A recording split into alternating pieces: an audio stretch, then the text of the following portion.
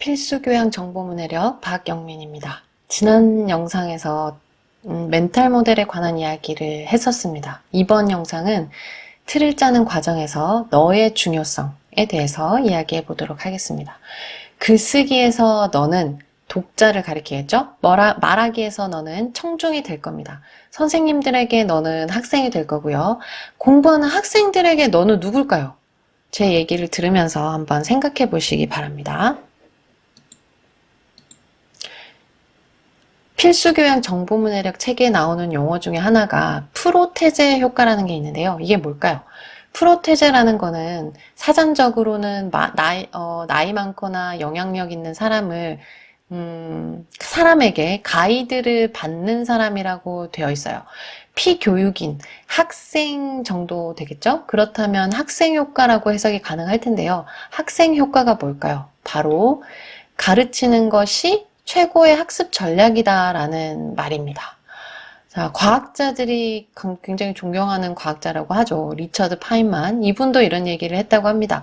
뭔가에 대해서 제대로 알기 위해서는 사람들을 한번 가르쳐 봐라.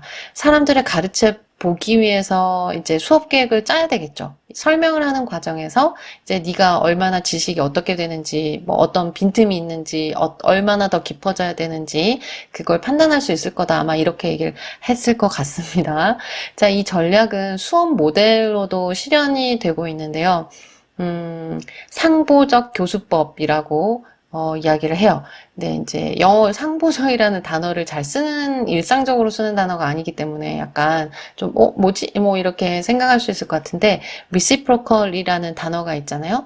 자, 이 reciprocal이라는 단어가 뭐냐면, 한쪽이 다른 쪽을 완성해 간다. 그래서 서로서로 도움을 주고 받는다라는 뜻입니다.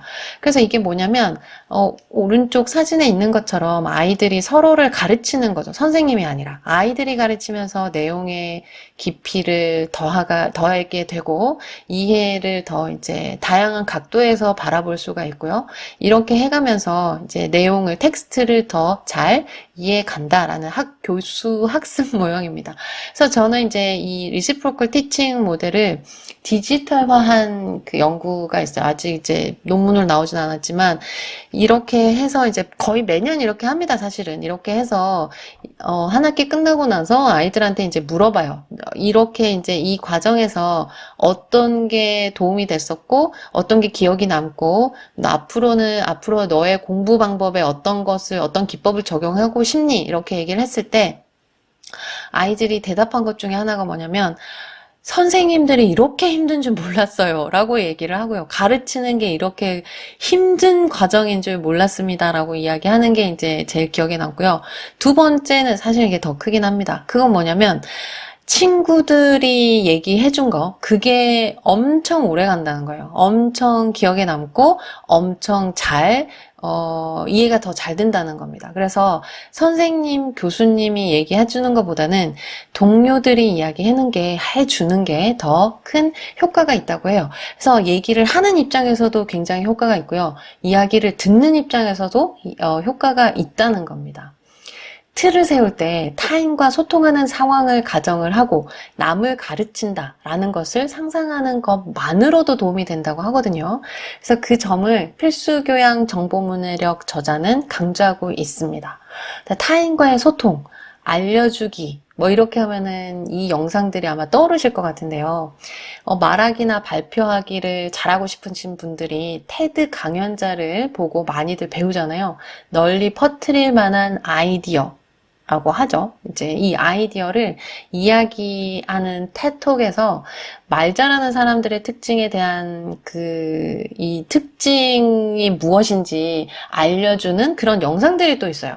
그 영상을 제가 본 적이 있는데 거기서 강조하는 전략이 뭐였냐 하면 바로 처음에 제가 이거를 봤을 때는 굉장히 충격적이었어요. 아직 못 찾아서 제가 이제 그 영상은 다시 가져오지는 못했는데요. 청중들이 강연자의 뇌구조를 복사해 간다는 거예요. 사실은 이게 제가 뇌과학 책들을 보기 시작한 게 이 시점이었거든요. 이게 무슨 말이야? 이게 이제 뇌구조를 어떻게 복사해 가? 라고 생각했는데, 쉽게 말하면, 청중들이 강연자에게 공감을 하고 강연자가 그 주제에 대해 생각하는 그 사고체계를 청중들이 받아들인다는 거죠. 최근에 이런 연구 결과가 있어요. 사람들의 뉴런 활동을 살펴봤대요. 이제 이거는 이제 사람 그 연구 대상자라고 생각하면 될 것 같고요. 1번, 2번, 3번. 그리고 1번 사람, 2번 사람, 3번 사람의 이 뉴런 활동을 이렇게 그래프로 그려놓은 거예요. 근데 이제 여기 빨간색 박스 안에 있는 사람들은 서로 다른 환경에서 생활을 했고요. 파란색 박스 안에 있는 사람들은 같은 환경에서 생활을 했다고 합니다. 그리고 이제 소셜 환경이라고 생각하면 될 거예요. 사회적 환경. 그래서 뭐 같은 직장을 다니거나 뭐 이런 거 생각하시면 되겠죠? 그리고 여기 특히 2번, 3번 같은 경우는 이분들은 특히 상호작용을 한 거죠. 같은 직장을 다니면서 상호작용이 더 많았던 그런 사람들이라고 생각하면 될 것 같아요.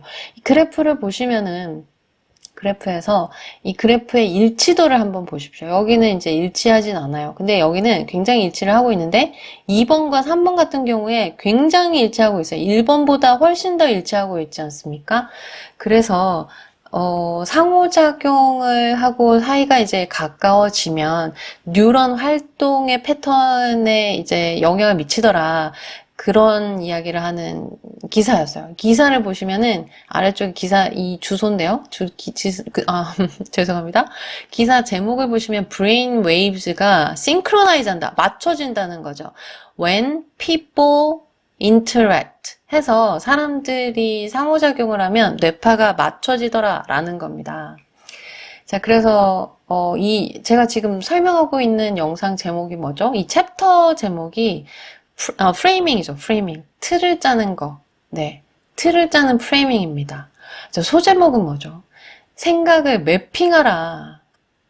자, 그럼 매핑에 대해서 조금 더 얘기를 하면서 이제 다시 설명하도록 하겠습니다. 매핑이라고 하면 여기는 이제 지도잖아요. 지도인데 이게 동사로 되어 있는 거예요. 동사로 되어 있어서 지도를 그린다 정도로 생각하시면 될 것 같습니다. 점을 찍든 선을 긋든 해서 나름의 지도를 만들어 가는 거죠. 여기 이제 화면에 있는 그림처럼 이게 바로 매핑인데 이렇게 매핑하는 것이 바닥에 있는 여기 바닥에 있는 지도 바닥이 있잖아요. 근데 나의 지도를 그려가는 거는 점을 찍고 그리고 선을 긋고 이거를 하는 게 이제 내가 하는 매핑인 거죠. 이렇게 매핑하는 것은 바로 시각화하는 활동입니다. 시각화는 뭐냐? 시각화는 생각하고 있는 거, 그것을 눈에 보이지 않는 거잖아요? 근데 그것을 눈에 보이게 하는 과정인 거예요. 보이지 않는 것을 보이게 하는 과정. 보이지 않는 것을 보이게 하는 능력. 이게 바로 전문가들이 가지고 있는 능력인 거죠. 시각화를 하다 보면 그 분야에서 뭐가 모자란지, 어떤 해답을 찾아야 할지, 한계가 무엇인지 알게 되는 거죠. 이 능력을 다른 말로 뭐라고 할까요? 메타인지입니다. 메타인지. 그러면은 자 시각화의 예를 한번 볼게요. 이 그림은 아마 우리 책에 제가 실어놓은 그림인데요. 원서에는 나와 있지 않아요. 원서에는 그냥 시각화를 설명만 해놨는데 이게 시각화가 무엇인지에 대해서도 제가 말씀을 드리는 게 좋을 것 같아서 포항 영일고등학교 박민 선생님의 시각화 작품입니다.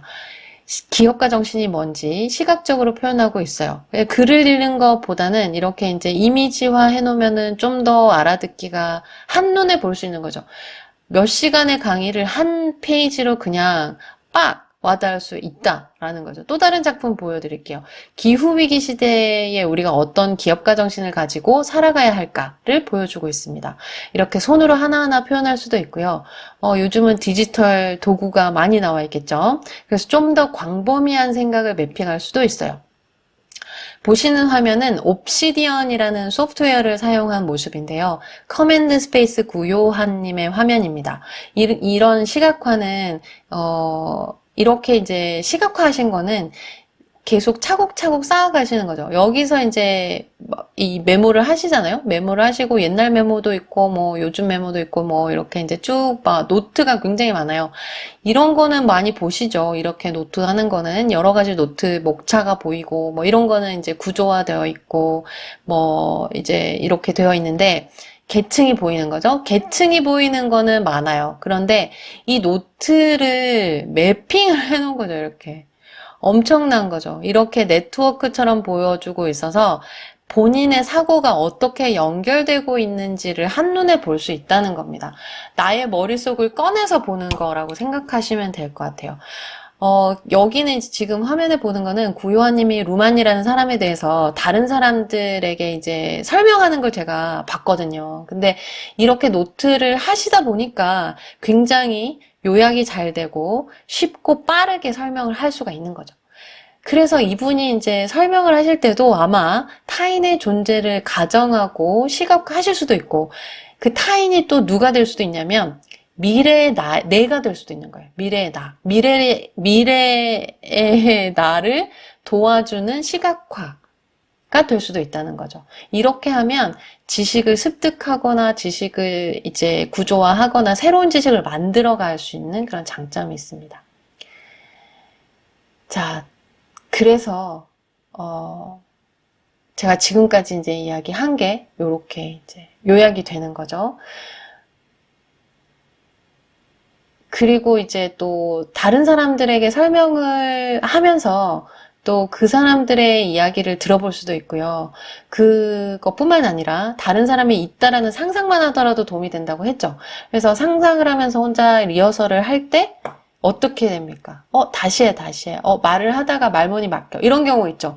말문이 막힐 때는 여러분들이 그 지식을 정확하게 알지 못하는 순간일 수 있는 거예요. 그게 바로 지식의 빈틈인 거죠. 그래서 내가 다 알지 못하는 거, 다른 사람을 가정하고 시각화한 것을 실제로 공유를 하는 거예요. 디지털 세상에서, SNS에서 여러분의 시각화를 공유를 해보세요.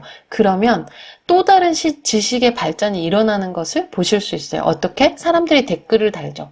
이렇게 막 흉을 볼 수도 있어. 그러면 고치면 돼요. 지난 영상에서 그렇게 얘기했죠. 분리시키라고 했잖아요. 자신의 정체성과 지식을. 막 칭찬을 할 수도 있어. 고맙다고 할 수도 있어요. 그래서 프레이밍 하는 과정에서 타인을 가정하는 것이 얼마나 중요한지 이제 아시겠습니까? 그렇다면 여러분들이 시각화를 할 때 누구를 생각하시겠습니까? 네, 지금까지 너의 중요성에 대해서 말씀드렸습니다.